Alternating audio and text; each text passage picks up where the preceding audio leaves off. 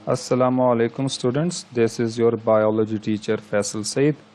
और हम लोग इस वक्त chapter number 3 from first year enzymes discuss कर रहे हैं।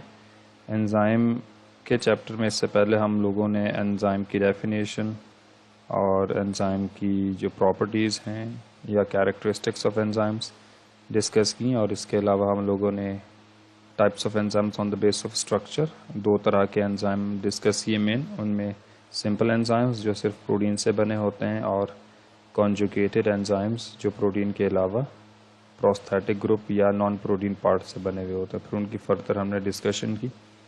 इस वक्त हम टॉपिक डिस्कस कर रहे हैं mode of action of enzyme. Enzymes का मोड ऑफ एक्शन, किस तरीके से वो काम करते हैं। तो लिखा है कि the basic mechanism by which enzymes catalyse chemical reactions begins with the binding of the substrate to the active site of the enzyme. ठीक है, कब स्टार्ट होता है एंजाइम का मोड ऑफ एक्शन? जब स्पेसिफिक सबस्ट्रेट अपनी खास पर्टिकुलर एक्टिव साइट पर अटैच होगा, तब एक एंजाइम इनएक्टिव से एक्टिव हालत में कन्वर्ट हो जाएगा। और क्यों हो जाएगा अब डिस्कस करते हैं। The active site is the specific region of the enzyme which combines with the substrate. अच्छा, होता क्या है कि जब एक एंजाइम और उसकी 3 डायमेंशनल कैविटी जो यहाँ आपको नजर आ रही है, जिसे हम एक्टिव साइट कहते हैं, जब भी specific shape of a substrate. अच्छा, ये भी बड़ा इंपॉर्टेंट चीज है कि हर एक एंजाइम, हमने बताया था कि enzymes are specific in their nature और इन देयर एक्शन। उसकी वजह ये होती है, आगे हम लॉक एंड की थ्योरी में पढ़ेंगे भी, कि सबस्ट्रेट उसी शेप का होना चाहिए या सबस्ट्रेट की वो शेप होनी चाहिए जो एंजाइम की एक्टिव साइट की शेप है, ताकि वो उसमें जिगसॉ पजल की तरह सबस्ट्रेट उसकी एक्टिव साइट में आसानी से फिट हो सके। अब जैसे आपके सामने ये एक एंजाइम है, येलोइश इन कलर दिखाया गया है। The green one is a substrate molecule and this one is the empty area, is the active site. So what will happen when the substrate attach with the active site of the enzyme? It will result in a structure known as enzyme substrate complex. ठीक, ये जो enzyme substrate complex बनता है, ये किसी भी enzyme को inactive से एक्टिव हालत में कन्वर्ट कर देता है। और यहाँ एक्टिव साइट के अंदर specific amino acids, some charge bearing amino acids, क्योंकि हमें मालूम है कि एंजाइम्स जो हैं they are composed of proteins. So definitely proteins क्या है, खुद स्मॉल जो है वो बिल्डिंग ब्लॉक्स से बना है, जिसको हम कहते हैं अमाइनो एसिड्स। तो जो एक्टिव साइट है उसमें जो चार्ज अमाइनो एसिड्स होते हैं, जब सबस्ट्रेट अटैच होता है तो स्लाइट वेरिएबल और a change in the charge of the active site results in the activation of the enzyme. और सबस्ट्रेट के अटैच होने से पहले एक्टिव साइट में किसी किस्म की कोई वेरिएशन, कोई चेंज नहीं आता, इसलिए एंजाइम इनएक्टिव रहता है। इसको बिल्कुल, अच्छा, इसको मजीद एक्सप्लेन अगर हम करें कुछ ऐसे लॉक एंड की थ्योरी से, the specific action of an enzyme can be explain using a lock and key theory या की लॉक थ्योरी इसको कहते हैं, which is postulated in 1898 by Emil Fischer. ठीक है, लॉक की थ्योरी एमिल फिस्चर ने 1898 में प्रपोज ये पेश की थी, और उसने इस थ्योरी में बताया था कि The lock is the enzyme and the key is the substrate. अब ये बड़ी इंपॉर्टेंट चीज है।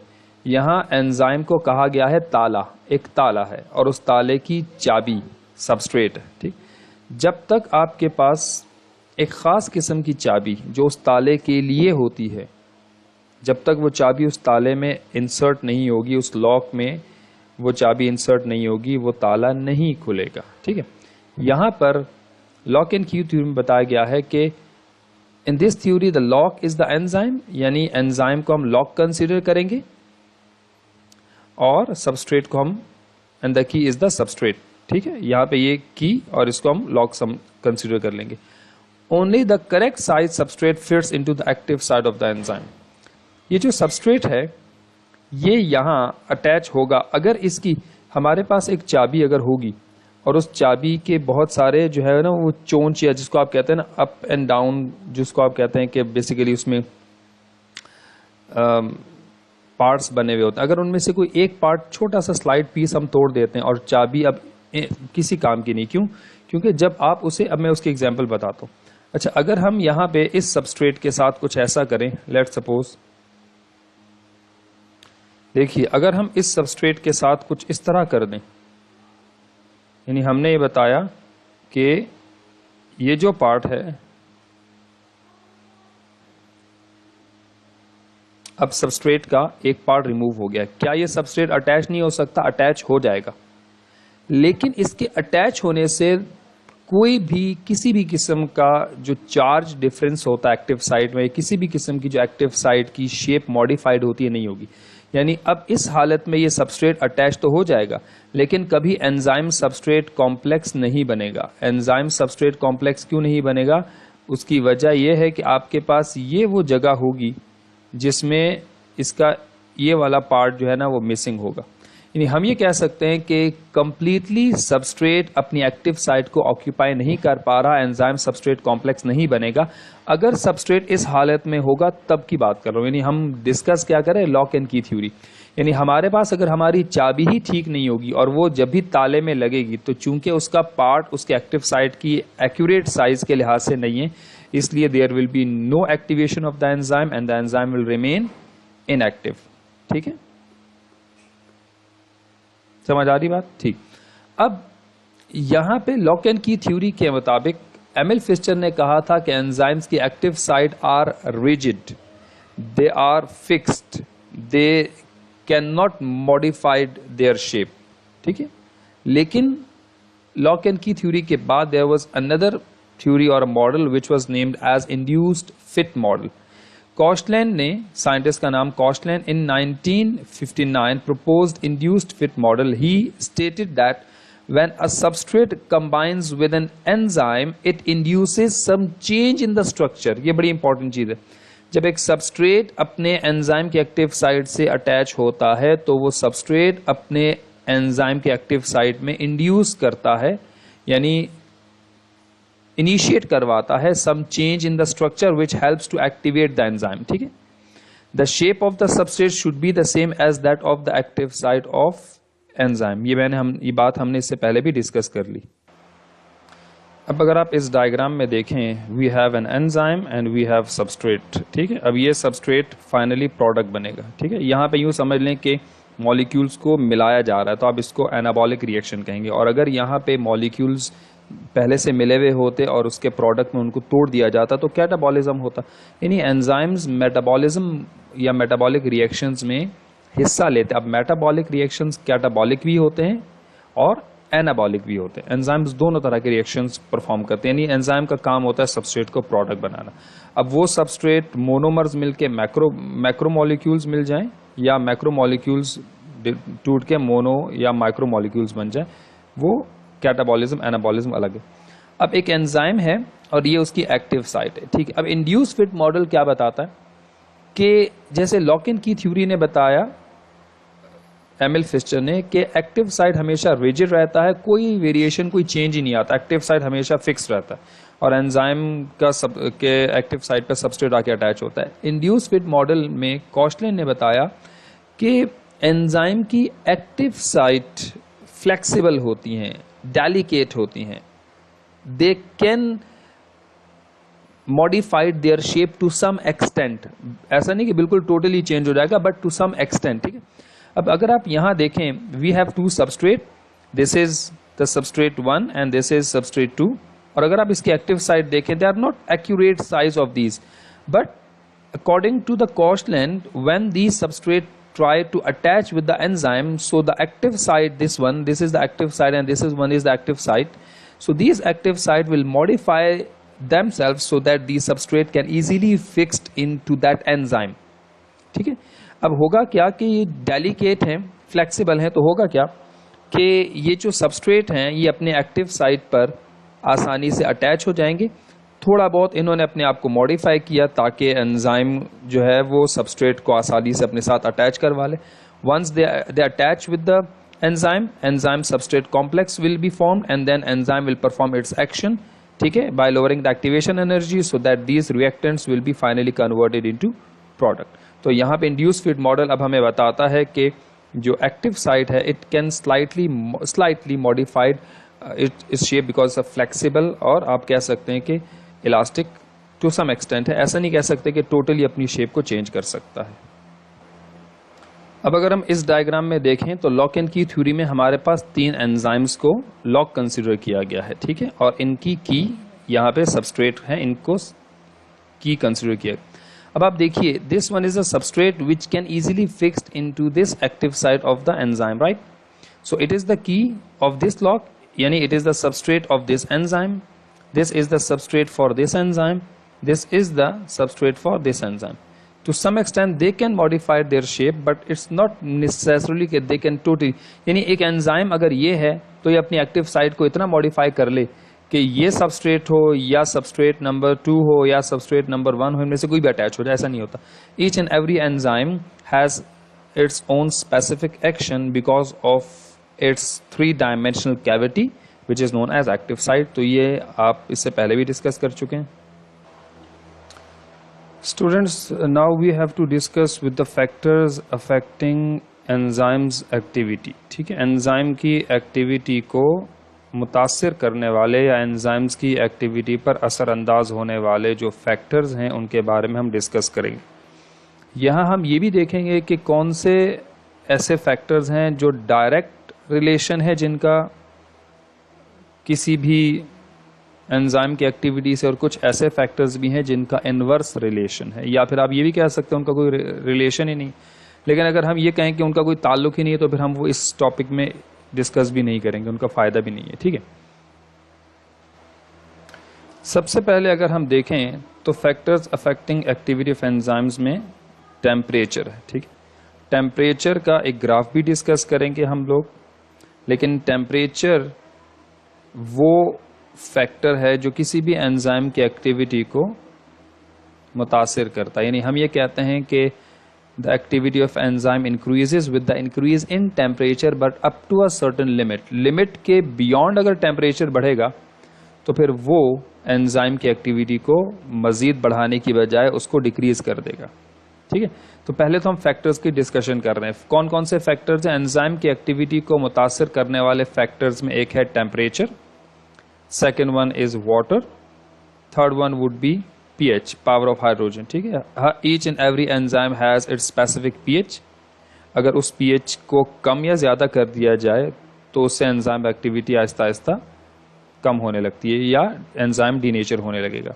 तो टेम्परेचर, वाटर, pH, इसके अलावा एंजाइम की एक्टिविटी को सबस्ट्रेट भी मुतासिर करता है।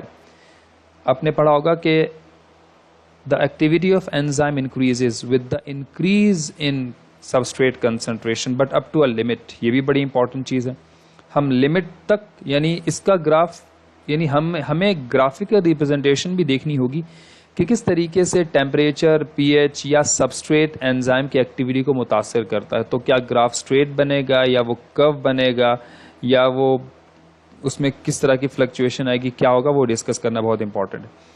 तो सबस्ट्रेट कंसंट्रेशन भी जैसे जैसे बढ़ाएंगे एंजाइम एक्टिविटी बढ़ती है but up to a limit. एक लिमिट के बाद मजीद सबस्ट्रेट बढ़ाने से भी एंजाइम एक्टिविटी इंक्रीज नहीं होती है, और उसकी एक रीजन है क्योंकि सारी एक्टिव साइट ऑक्यूपाई हो जाती हैं, सबस्ट्रेट उन्हें ऑक्यूपाई कर लेता है, ठीक है। अच्छा, उसके बाद एंजाइम इटसेल्फ खुद भी अपनी एक्टिविटी को मुतासिर करता है। यानी आप एंजाइम की कंसंट्रेशन कम या ज्यादा करेंगे तो एंजाइम एक्टिविटी उसी लिहाज से चेंज होती जाएगी। जितना एंजाइम कंसंट्रेशन बढ़ती जाएगी उतने एंजाइम एक्टिविटी बढ़ती जाएगी, जितना एंजाइम कंसंट्रेशन कम होती जाएगी एंजाइम एक्टिविटी भी कम होती जाएगी। तो यहाँ पे एंजाइम खुद भी एंजाइम एक्टिविटी को अफेक्ट कर रहा होता है। तो temperature, water, pH, substrate concentration, enzyme concentration as well as inhibitors, ठीक है। इनहिबिटर्स आगे जाके हम पढ़ेंगे, कुछ रिवर्सिबल हैं, कुछ इरिवर्सिबल होते हैं, कुछ को हम कहते हैं कॉम्पिटिटिव इनहिबिटर्स, कुछ को हम नॉन कॉम्पिटिटिव इनहिबिटर्स कहते हैं।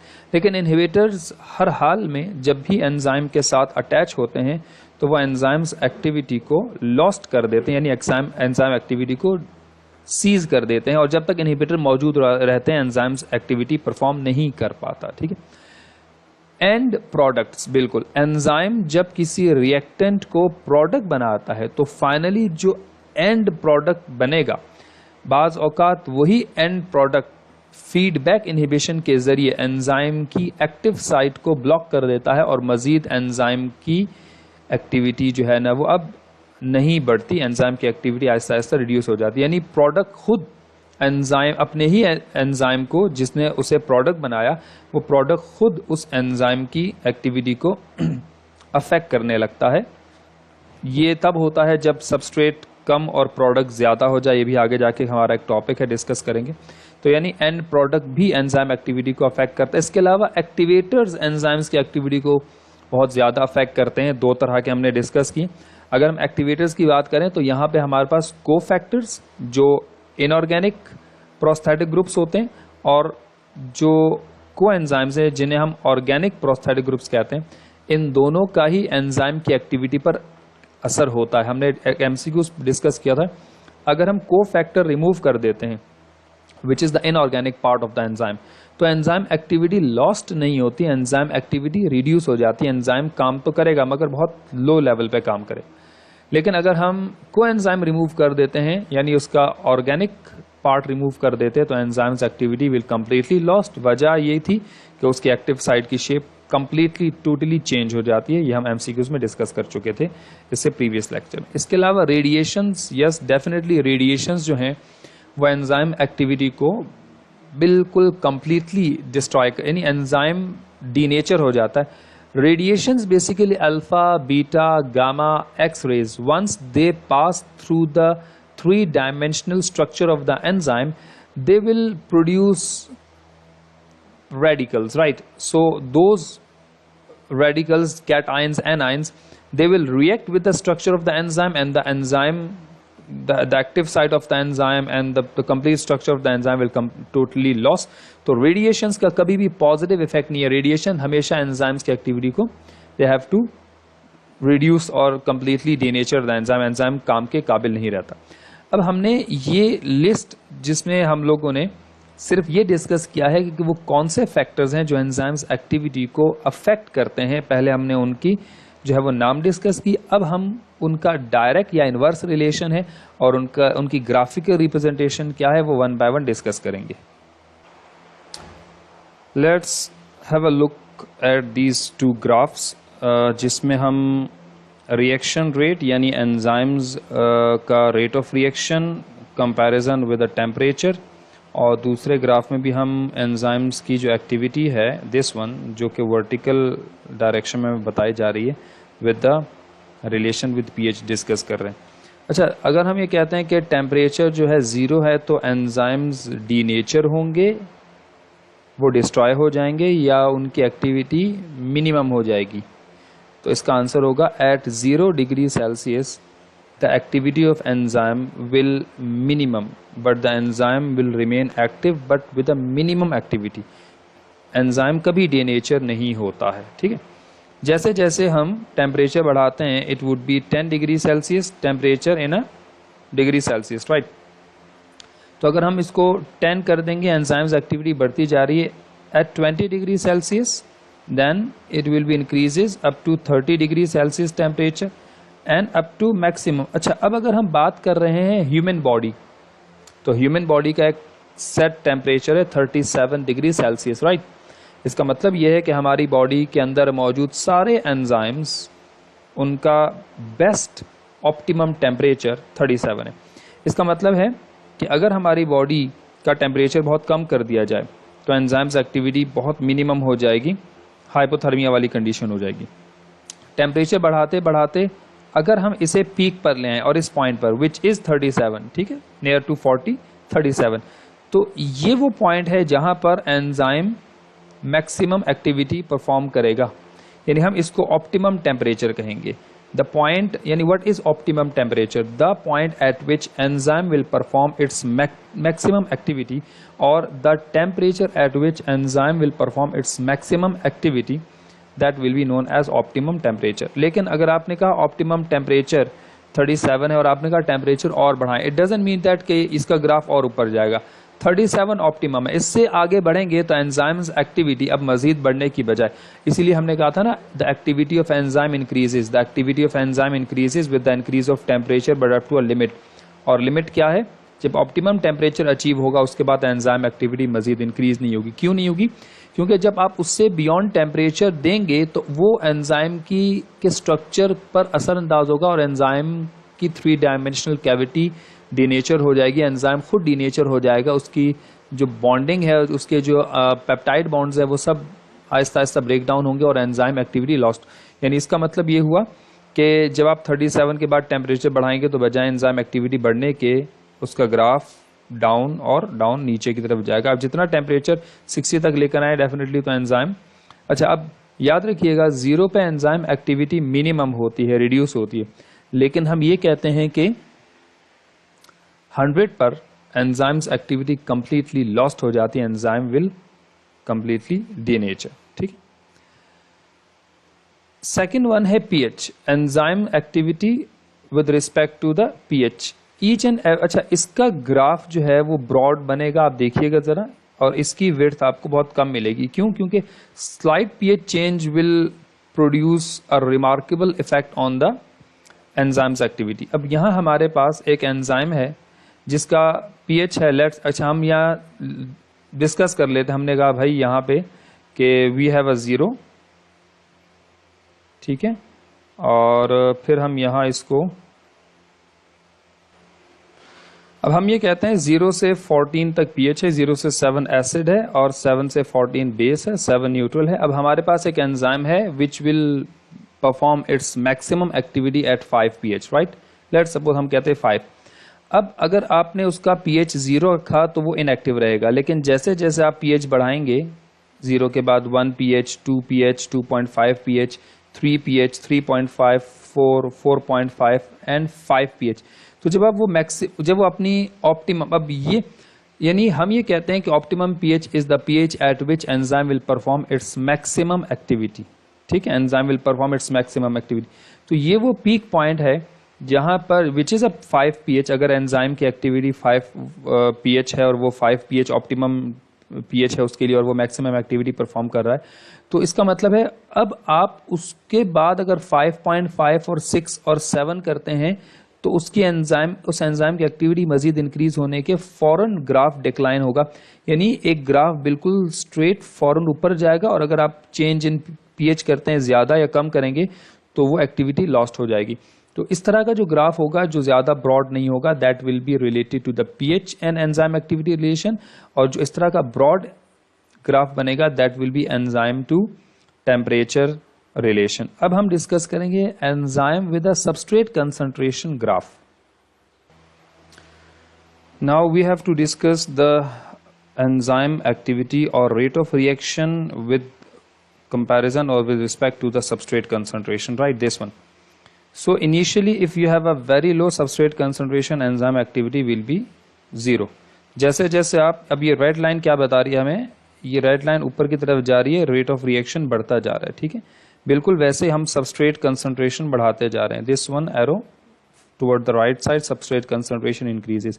So as the substrate concentration increases, the rate of reaction will also increases, but at a certain limit. This one, अगर आप यहाँ देखें, यहाँ तक substrate concentration पहुँचने के बाद the graph will then constant and it will then move along toward the right but with a straight bar.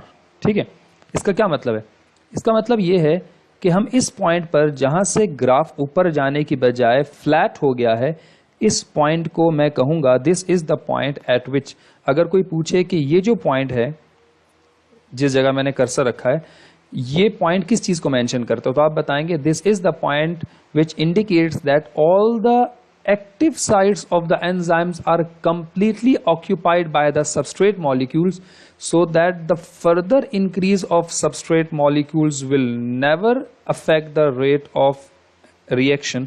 यहां से आप जितना substrate concentration बढ़ाएंगे, there will be no change in the enzymes activity because the graph is now flat, और reason ये है कि active sites सारी occupy हो गई। तो अगर आपको substrate concentration का इस तरह का कोई ग्राफ मिलेगा, इसका मतलब है कि ये हमें बताता है relation between substrate concentration and rate of reaction. Then we have a rate of reaction with enzyme concentration, ठीक है। अच्छा, मैंने क्या बताया था आपको मैंने कहा था एंजाइम कंसंट्रेट, अब रेट ऑफ रिएक्शन आपके पास सबस्ट्रेट अवेलेबल है, आप एंजाइम्स बढ़ाते जाएं, है ना, आप एंजाइम बढ़ाते जाएं, आपका रेट ऑफ रिएक्शन बढ़ता जाएगा। आप एंजाइम बढ़ाते जाएं, जितना गुड़ डालोगे उतना मीठा होता जाएगा, आप जितना शुगर ऐड करेंगे सोल्यूशन उतना मीठा होता जाएगा, यही बात थी ना। तो रेट ऑफ रिएक्शन के लिहाज से आप कहते हैं तो किसी भी रेट ऑफ रिएक्शन या केमिकल रिएक्शन को उसकी स्ट्रेट लाइन कब अचीव होती है, जैसे जैसे आप एंजाइम कंसंट्रेशन बढ़ाएंगे वैसे वैसे आपका रेट ऑफ रिएक्शन बढ़ता जाएगा। आप मजीद एंजाइम कंसंट्रेशन बढ़ाएं, आपका रेट ऑफ रिएक्शन बढ़ता जाएगा, यानी ये स्ट्रेट लाइन है। यानी यही लाइन आपको एंजाइम कंसंट्रेशन और अगर मैं यहाँ पे सबस्ट्रेट कंसंट्रेशन भी ऐड कर दूं तो मैं जितना एंजाइम बढ़ाऊंगा उतना सबस्ट्रेट कंसंट्रेशन बढ़ाऊंगा, आपको स्ट्रेट लाइन मिलेगी और बिल्कुल ये स्ट्रेट टॉप तक। बिल्कुल ऐसे ही हमने गिलास पानी लिया, चीनी डाल दी, ठीक है, फिर मैंने पानी उतना ही रखा, चीनी डालता गया तो क्या हुआ, सैचुरेशन हो गई, मजीद चीनी अब डिजोल्व नहीं होगी। लेकिन अगर मैं क्या करूं कि पानी में एक गिलास पानी लेकर मैंने उसे किसी बहुत बड़े जो है ना वो किसी टैंक में डाल दिया, अब होगा क्या, या किसी बड़े से वेसल में डाल दिया, अब मैं चीनी डाल रहा हूँ फिर पानी डाल रहा हूँ, फिर चीनी डाल रहा हूँ फिर पानी डाल रहा हूँ, यानी मैं साथ साथ amount of sugar concentration as well as water जो क्वांटिटी अमाउंट है वो बढ़ा रहा हूँ। तो इसका मतलब है कि मुझे सैचुरेशन कभी अचीव ही नहीं होगी वहां पर। क्यों?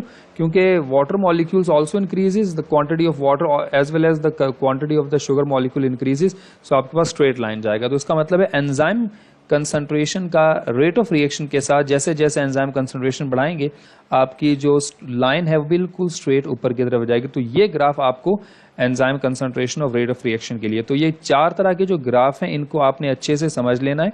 टेम्परेचर का ग्राफ कितना ब्रॉड होता है, वो कर्व बनता है, ठीक है, ऊपर की तरफ जाके बेंट हो जाएगा। पीएच का भी ऊपर की तरफ जाके बेंट हो जाएगा, मगर वो नैरो होगा। ऊपर की तरफ ग्राफ जाने के बाद अगर वो फ्लैट हो जाएगा, स्ट्रेट कांस्टेंट हो जाएगा, तो substrate concentration with enzyme reaction है। और अगर ग्राफ बिल्कुल स्ट्रेट ऊपर की तरफ जाता ही जाएगा, that will be enzyme concentration and with respect to the rate of reaction. तो होपफुली आपको ग्राफिकल रिप्रेजेंटेशंस जो समझानी थी डिफरेंट फैक्टर्स की वो हमने यहाँ डिस्कस की हैं। Now we have to discuss with the end product inhibition, यानी जो फाइनल प्रोडक्ट बनता है वो एंजाइम को ही जो है वो अपने ही एंजाइम के साथ अटैच होकर उसको कॉम्पिटिटिवली या नॉन कॉम्पिटिटिवली ब्लॉक कर देता है, ठीक है। तो यहाँ पर ये है एक सबस्ट्रेट, फिर वो एक प्रोडक्ट बना, ठीक है, इंटरमीडिएट प्रोडक्ट, फिर उसके बाद बी से सी बना, ये इंटरमीडिएट प्रोडक्ट, फाइनल प्रोडक्ट ये है एंड प्रोडक्ट। जब एक एंड प्रोडक्ट की कंसंट्रेशन बढ़ जाए हद से ज्यादा तो excess of end product will then bind with the enzyme so that the enzyme activity will reduce. Mostly ये होता है कि जब भी एंड प्रोडक्ट की कंसंट्रेशन इंक्रीज होती है तो वो अपने ही एंजाइम की एलोस्टेरिक, अब हम डिस्कस करेंगे, मोस्टली एलोस्टेरिक साइड के साथ अटैच होकर उस एंजाइम को इनएक्टिव कर देता है। जब एंजाइम 1 इनएक्टिव हो गया तो इसका मतलब है एंजाइम 2 और 3 कोई काम नहीं कर पाएंगे। वजह, क्योंकि ए बी नहीं बन पाएगा तो बी सी नहीं बन पाएगा और सी जो है फाइनली डी नहीं बन पाएगा। इसका मतलब है कि एंड प्रोडक्ट ये एंड प्रोडक्ट इनहिबिशन कहलाया जाता है, इसको हम फीडबैक इनहिबिशन भी कहते हैं। यानी एक प्रोडक्ट की कंसंट्रेशन जब लिमिट से इंक्रीज हो जाए तो उसका एंजाइम पर इफेक्ट नेगेटिव होने लगता है और एंजाइम की एक्टिविटी आहिस्ता आहिस्ता रिड्यूस होने लगती है। अच्छा, अब हमने कौन कौन से फैक्टर डिस्कस किए? टेम्परेचर डिस्कस कर लिया, we have done with the pH, substrate concentration, enzymes and product. Water की बात करें, पानी के मॉलिक्यूल्स तो डेफिनेटली हर मेटाबॉलिक रिएक्शंस में इंपॉर्टेंट है। अगर हम बेसिकली केमिकल रिएक्शंस परफॉर्म होते हैं इन लिक्विड स्टेट और गैस, सॉलिड में नहीं होते, ठीक है। तो अब होता यह है कि वाटर मॉलिक्यूल्स जो हैं वो एंजाइम्स की एक्टिविटी के लिए इंपॉर्टेंट हैं और डायरेक्टली प्रोपोर्शनल है with enzymes activity. In case of seed, अगर हम बीज की बात करते हैं, which is a dormant embryo, आप उसे जमीन में दबा दें और आप उसे पानी के बजाय कोई भी दूसरा लिक्विड देते रहें, कभी भी सीड जर्मिनेट नहीं होगा। यानी बीज को सिर्फ वेट करना या गीला करना जरूरी नहीं होता, उसको असल में पानी H2O चाहिए होता है, क्योंकि पानी के मॉलिक्यूल्स उस सीड के अंदर मौजूद एंजाइम्स की एक्टिवेशन में बड़ा इंपॉर्टेंट रोल प्ले करते हैं। So water molecule will help to activate the enzymes in the seed, so the seed germination will initiate. ये है वाटर जो कि डायरेक्टली अफेक्ट करता है एंजाइम एक्टिविटी को। उसके बाद जो रिमेनिंग है, अच्छा वैसे तो टेम्परेचर पढ़ लिया, water, pH, substrate, enzyme, and product हो गया।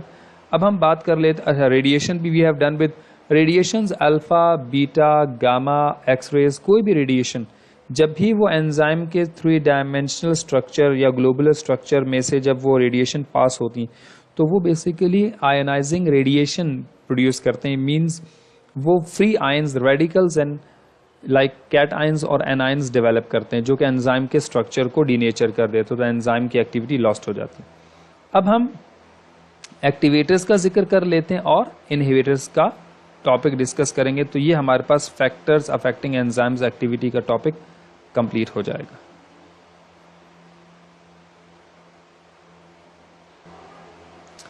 अब अगर हम एक्टिवेटर्स की बात करते हैं तो जो कोएंजाइम्स और कोफैक्टर्स हैं, they are actually the activators of the enzymes. In the absence of these coenzymes or cofactors, the activity of enzyme will affect। हम ये बात डिस्कस कर चुके हैं कि अगर कोफैक्टर रिमूव किया जाए तो एंजाइम एक्टिविटी रिड्यूस हो जाती है। Enzyme will remain active but with a minimum activity. लेकिन अगर हम कोएंजाइम रिमूव कर देते हैं तो enzyme activity will completely loss. तो इस डायग्राम को हमने इससे पहले एमसीक्यूज बेस में भी डिस्कस किया था। वहाँ हमने जब स्ट्रक्चर ऑफ एंजाइम की डिस्कशन की थी तो प्रोस्थेटिक ग्रुप की बेस पे, यानी एक्टिवेटर्स बेसिकली एंजाइम की एक्टिविटी को एनहांस करते हैं, उसमें हेल्प करते हैं, और उनकी एब्सेंस की वजह से या तो एंजाइम की एक्टिविटी कम हो जाती है या वो कंप्लीटली डिस्ट्रॉय हो जाती है enzymes activity. Now we have to discuss with the inhibitors. ठीक है, inhibitors are those molecules which are responsible to inhibit the activity of enzymes। ठीक है, either temporary और either permanently। यानी inhibitors वो molecules होते हैं, वो compounds होते हैं जो enzyme की activity को inhibit कर देते हैं, या तो बाज़ औक़ात वो उसको permanent inhibit कर देते हैं या वो temporary। अगर permanent inhibit करते हैं तो irreversible inhibitors कहलाए जाते हैं। ठीक है, इरिवर्सिबल इनहिबिटर्स बेसिकली वो तमाम ऐसे इनहिबिटर्स होते हैं जो एंजाइम के साथ कोवलेंटली अटैच होते हैं, कोवलेंट बॉन्ड फॉर्मेशन करते हैं, और वो उनके साथ परमानेंट अटैच होकर उनको कंप्लीटली जो है वो इनएक्टिव कर देते हैं। तो ये हो गए इरिवर्सिबल इनहिबिटर्स। रिवर्सिबल इनहिबिटर्स वो होते हैं जो परमानेंट अटैच नहीं होते बल्कि वो वीक लिंकेज बॉन्ड्स बनाते हैं विद एंजाइम्स और उन्हें आसानी से डिटैच किया जा सकता है, यानी वो एंजाइम से रिमूव हो सकते हैं, यानी उन्हें हम टेम्पररी इनहिबिटर्स कहेंगे। तो इनहिबिटर्स में परमानेंट इनहिबिटर्स इरिवर्सिबल होते हैं और जो टेम्पररी इनहिबिटर्स हैं वो रिवर्सिबल इनहिबिटर्स कहलाए जाएंगे। ठीक है, अच्छा इनमें एक टाइप कहीं आपने पढ़ी होगी सुसाइडल इनहिबिटर्स भी कहते हैं, यानी वो तमाम ऐसे केमिकल जो एंजाइम के स्ट्रक्चर को टोटली डिस्ट्रॉय कर दें, यानी वो उनके साथ अटैच नहीं होते। आप इनमें फैक्टर्स अफेक्टिंग एंजाइम्स एक्टिविटी से टेम्परेचर उठा लें, आप इसमें रेडिएशंस उठा लें, ठीक है, आप इसमें पीएच उठा लें, तो ये वो सराउंडिंग कंडीशंस हैं जो एंजाइम्स की एक्टिविटी को लॉस कर देती, तो वो भी बेसिकली एंजाइम एक्टिविटी को इनहिबिट ही कर रहे हैं। अब इरिवर्सिबल कोवलेंट बॉन्ड बनाते हैं, covalently attach with the enzymes and they will permanently inactive the enzymes. Reversible वो होते हैं जो वीक लिंकेज बनाते हैं और वो टेम्पररी एंजाइम्स को इनएक्टिव करते हैं। रिवर्सिबल की दो टाइप्स है, कॉम्पिटिटिव इनहिबिटर्स और non competitive inhibitors. Competitive inhibitors basically those which will compete with the substrate। अब ये बात याद रखिएगा, कॉम्पिटिटिव का वर्ड कॉम्पिटिशन से निकला है, तो कॉम्पिटिटिव इनहिबिटर्स वो होते हैं जो एंजाइम का जो सबस्ट्रेट होता है उसके साथ compete करते हैं and they will attach on the substrate. अब अगर आप कॉम्पिटिटिव इनहिबिटर्स को देखें इस डायग्राम में, तो दिस इज एंजाइम ए और ये इसका सबस्ट्रेट है, ठीक है, लेकिन ये एक मॉलिक्यूल है जो एंजाइम का सबस्ट्रेट नहीं है, लेकिन ये इस सबस्ट्रेट की जगह पर एक्टिव साइट पर अटैच हो गया है और इसने एन सबस्ट्रेट को compete किया है। यानी कॉम्पिटिटिव इनहिबिटर बेसिकली कंसंट्रेशन में ज़्यादा होने चाहिए सबस्ट्रेट से, तब वो compete करते हैं, और वो हमेशा एक्टिव साइट ऑफ एंजाइम को ब्लॉक करते हैं, अब सबस्ट्रेट यहाँ अटैच नहीं हो पाएगा। नॉन कॉम्पिटिटिव इनहिबिटर्स कभी भी एक्टिव साइट को ब्लॉक नहीं करते, वो हमेशा एलोस्टेरिक साइट को ब्लॉक करते हैं। दिस इज एलोस्टेरिक साइट, ठीक है। अब ये इनहिबिटर एलोस्टेरिक साइट पर अटैच होगा तो उससे क्या होगा, असल में ये एलोस्टेरिक साइट पर अटैच होने के बाद एंजाइम की एक्टिव साइट को, उसकी शेप को चेंज कर देता है, उसके केमिकल स्ट्रक्चर में चेंज ले आएगा। तो होगा क्या, जब ये इनहिबिटर्स एंजाइम की एलोस्टेरिक साइट पर अटैच होंगे, जब ये कॉम्पिटिटिव नॉन कॉम्पिटिटिव इनहिबिटर्स, अब इन्हें नॉन कॉम्पिटिटिव क्यों कहते हैं, क्योंकि they do not compete with the substrate. अब यहाँ इसके सामने तो कोई है नहीं, फिर भी सबस्ट्रेट अटैच क्यों नहीं हो सकता, क्यों, क्योंकि इसकी जो एक्टिव साइट है उसकी शेप को चेंज कर दिया है, और ये शेप चेंज किसने किया है, इनहिबिटर ने। और चूंकि उसने सबस्ट्रेट के साथ कम्पीट नहीं किया, इसलिए हम कहते हैं नॉन कॉम्पिटिटिव इनहिबिटर है, ठीक है। अब हाँ, ये बात बड़ी इंपॉर्टेंट है कि जो कॉम्पिटिटिव इनहिबिटर हैं, they will perform their inhibition unless until they are more in concentration than substrate, यानी इनकी तादाद जब तक सबस्ट्रेट से ज़्यादा नहीं होगी, ये इनहिबिशन कॉज नहीं कर सकते, क्योंकि दे हैव टू कम्पीट। लेकिन जो नॉन कॉम्पिटिटिव इनहिबिटर होते हैं, they can even in a small amount can attach with the allosteric site and they can inhibit the enzyme activity। तो substrate से उसकी concentration exceed करने की ज़रूरत नहीं होती। अब यहाँ एक ग्राफ डिस्कस कर लेते हैं, substrate concentration, ठीक है, और ये है rate of reaction। अगर आप कोई भी इनहिबिटर ऐड नहीं करते तो देखिए जैसे जैसे आपने सबस्ट्रेट कंसंट्रेशन बढ़ाया, ये ग्राफ आहिस्ता आहिस्ता ऊपर गया, और यहाँ पर आके सबस्ट्रेट कंसंट्रेशन मज़ीद बढ़ाने के बावजूद भी एंजाइम का रेट ऑफ रिएक्शन यानी जो स्पीड है वो क्यों नहीं बढ़ रही, बिकॉज वहाँ पे एक्टिव साइट ऑक्यूपाई हो गई। लेकिन अगर आप कोई कॉम्पिटिटिव इनहिबिटर ऐड करते हैं तो उसका ग्राफ बिल्कुल फ्लैट ऊपर जाएगा और यहाँ से स्ट्रेट हो जाएगा। तो कॉम्पिटिटिव इनहिबिटर हमेशा जो है ना वो स्लो इफेक्ट प्रोड्यूस करते हैं, इनहिबिशन करते हैं, यानी rate of reaction without any inhibitor ये ग्राफ है, और विद कॉम्पिटिटिव इनहिबिटर ये ग्राफ है। लेकिन अगर आप नॉन कॉम्पिटिटिव इनहिबिटर ऐड करते हैं तो जैसे ही आप रेट ऑफ रिएक्शन स्टार्ट होता है वो फौरन ही rate of reaction maximum value से ऊपर नहीं जाता, और बहुत कम स्पीड होती है रिएक्शन की, और कांस्टेंट हो जाएगा। क्यों, क्योंकि नॉन कॉम्पिटिटिव इनहिबिटर जैसे हमने बताया कि वो सबस्ट्रेट कंसंट्रेशन से कॉम्पीट करते नहीं है, they actually attach with the allosteric site for their inhibition, so that's why ये बहुत रैपिड और क्विक जो है ना इनहिबिशन कॉज करते हैं। तो यानी कॉम्पिटिटिव इनहिबिटर और इन नॉन कॉम्पिटिटिव इनहिबिटर में जो रैपिड इनहिबिशन कॉज करेगा, और वो कौन से होंगे, और जिनकी कंसंट्रेशन सबस्ट्रेट से कम हो तभी वो इनहिबिशन कॉज करते हैं, उन्हें हम नॉन कॉम्पिटिटिव इनहिबिटर कहते हैं। तो स्टूडेंट, हमने चैप्टर नंबर 3 एंजाइम का पार्ट 1 और उसके बाद पार्ट 2 में डिटेल डिस्कशन की है, जिसमें हमने ये देखा कि किस तरीके से एंजाइम का जो मैकेनिज्म ऑफ एक्शन है वो क्या है, की लॉक थ्योरी या लॉक इन की थ्योरी डिस्कस की, इंड्यूस फिट मॉडल क्या है। इसके अलावा हम लोगों ने factors affecting enzymes activity with the help of different graphs हमने डिस्कस किए। then we have finally discussed with the inhibitors and types of inhibitors. So if any queries about this topic or this chapter or any chapter, you can ask in your group. Thank you, students.